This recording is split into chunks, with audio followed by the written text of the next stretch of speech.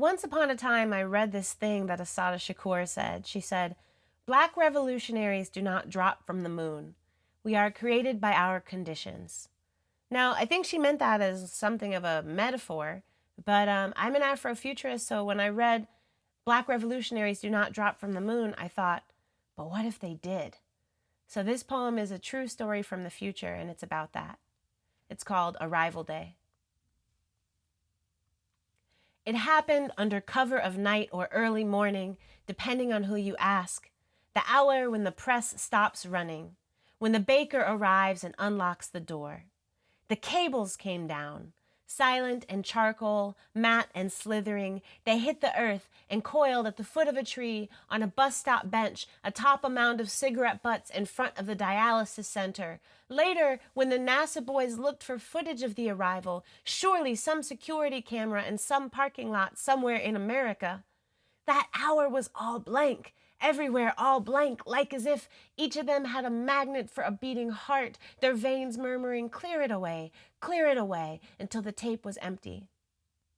In the years before, when hateful men warned of the coming, crushing aluminum cans in their hands while their friends threw darts, or in rowboats tying flies, they spoke only of darkness. Their eyes will be dirt, the men said, and they will cover the windows with tar in the places where we talk to God. They will seize our daughters who will return to us in rags, holding mud babies and asking for a room to sleep.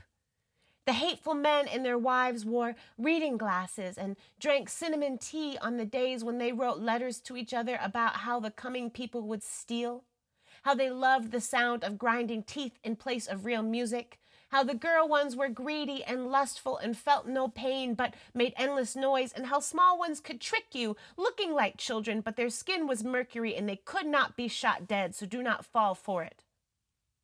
They wrote their letters on glass and plastic and metal.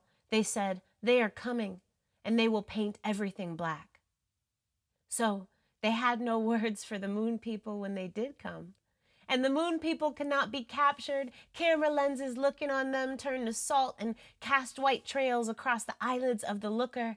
And moon people were dressed in every color. They wore saffron yellow and cool cigarette green and Georgia clay red. And they wore violet. And they were loud as their hands worked, hammering the iron of the jail cell doors into lovely rock curls and bicycle chains, smashing the fare boxes at the train stations into wind chimes, and bowing low to the passengers as they entered, some sashaying through the turnstile, some dropping it low as they went underneath. They sang. The moon people had been listening all this time, and they knew all about Sam Cooke and Aretha Franklin and Mahalia Jackson and Marvin Gaye and Missy Elliott, and they sang while they smashed a bottle on the squad cars, a Hennessy bottle or a Coke or a pressed kale juice, whatever was near enough to say, this here is christened a new thing. And they drove them down my street and your street and your street, the tires painted to look like vinyl 45s, and the children tied yarn and ribbons to the windshield wipers, and the moon people turned them on high so that as they drove, the colors waved in the sunlight,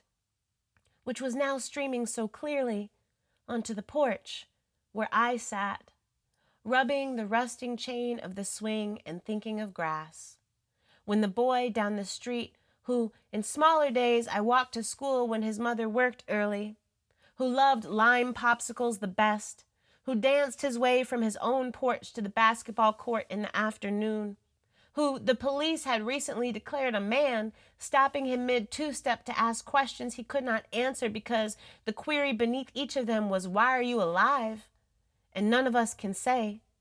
That boy, he came to me, and he walked up the steps where the paint is peeling, and he knelt at my side. And I did not look him in the eye.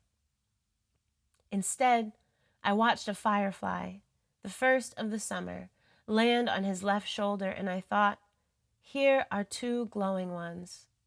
But he did not notice, only held my hand and told me, we are free now.